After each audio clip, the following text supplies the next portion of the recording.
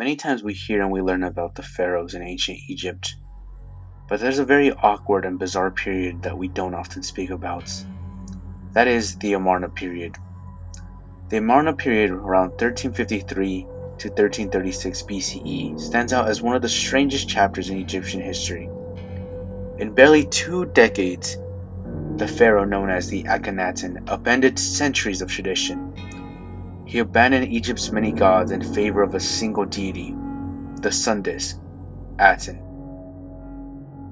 At the same time, artists throughout the old rigid style, statues and reliefs suddenly depict the king and his family with elongated faces, skinny limbs, and paunchy bellies.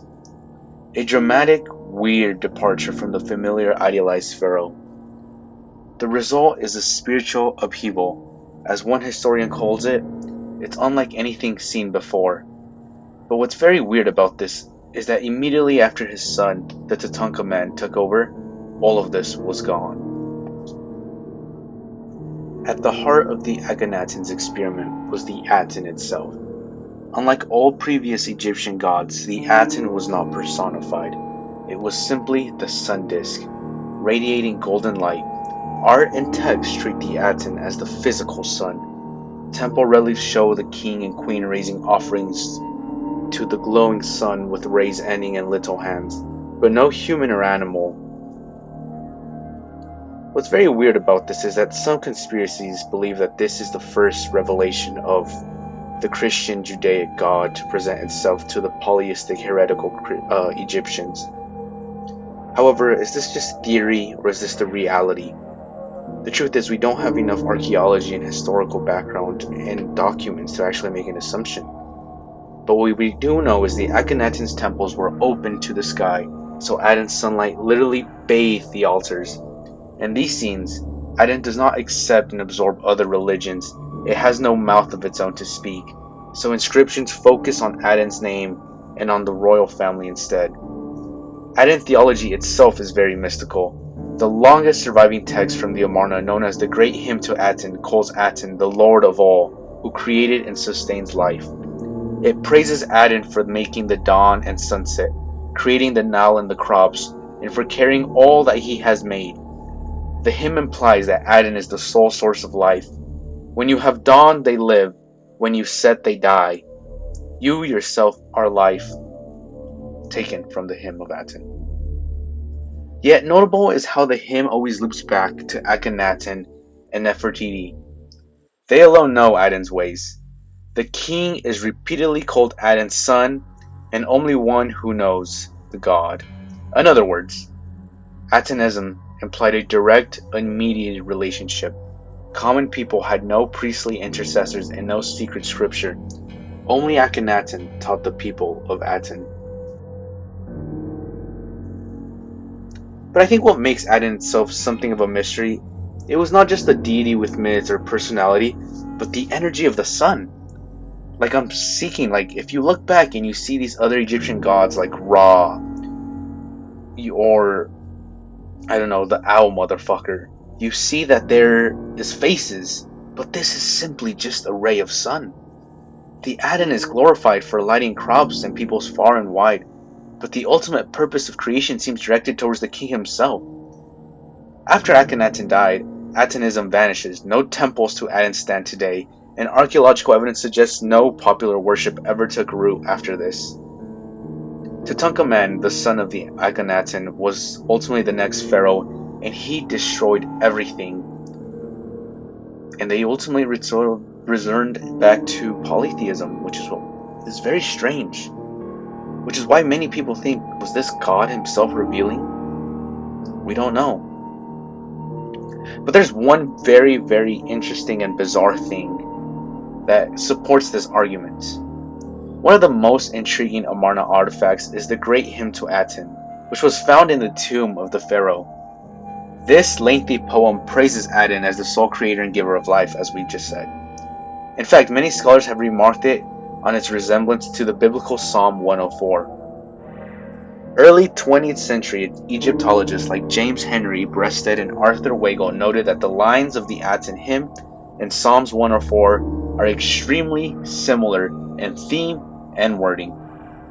Weigel wrote that, in the face of this remarkable similarity, one can hardly doubt whether Psalm is derived from the Pharaoh's original poem. Meaning, did the early Jewish fathers plagiarize and steal from ancient Egyptology? Or is this God uniting his word in many different ways? That we don't know. The hymn speaks of dawn and dusk, feeding animals and people, rivers and crops, all echoing themes of God as the creator in Psalms 104. Even C.S. Lewis notes that the likeness in said Akhenaten's hymn reminded him of the Book of Psalms.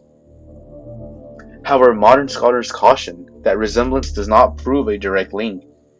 Egyptologists and others argue that similarities come from genre conventions. Both texts are part of a long tradition of ancient hymns to nature. For example, lines about vegetation sprouting or creatures rising with the sun appear in many Near Eastern songs, not just Atenism or Israelite religion.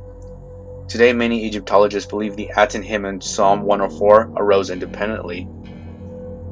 But then again, why are they so similar? Why are they almost identical? And if you don't believe me, you can easily Google these two independently and read them and compare them. What do you think? Do you think this is just a coincidence? Or do you think the ancient Israel religion copied the Egyptians? Or perhaps is God ultimately uniting his word in many different mediums and forms? We don't know. Some early writers and French theorists have even identified Akhenaten with Moses. Freud, for instance, famously proposed in Moses and Monotheism 1939. The Akhenaten started the religion of Israel by passing Atenism to later prophets. New Age authors and novelists have spun tales of secret Atenetists, order and sun worshipping cults surviving underground. In popular culture, you'll find Akhenaten in thrillers, comics, and even video games, often depicted as a mystical sorcerer or alien influenced king. Scholars stress that the Akhenaten monotheism was an isolated experiment. But here's what I don't understand. Why did it only happen in this weird period of time, and why was it so limited? What must have gone on? Because after this, they returned back to polytheism, and before this, they were very polytheistic. But what's very weird about this time is that you can also see how the art changed.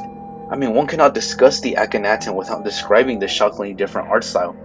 The imposed statues and reliefs with Amarna are unmistakable. In place of the usual fit, idealized King Akhenaten is shown with a long, narrow face, droopy full lips, skinny arms, a protruding belly, and even feminine hips. If you see this comparison right here, you can see what I mean. It's very, very weird and unexplainable. We don't know what to make sense of this. Akhenaten controlled his image, choosing to depict himself as a living embodiment of the Aten. At least that's what we believe. Historically, he was a fertile male. He fathered daughters and the son. But by shadowing female traits, he connected himself with the genderless sun disk. But I don't know. What do you guys think? Me personally, I think this might just be proof of how God works in many mysterious ways. Or is all of religion just tied to one source material? I don't know. Leave your thought below in the comments.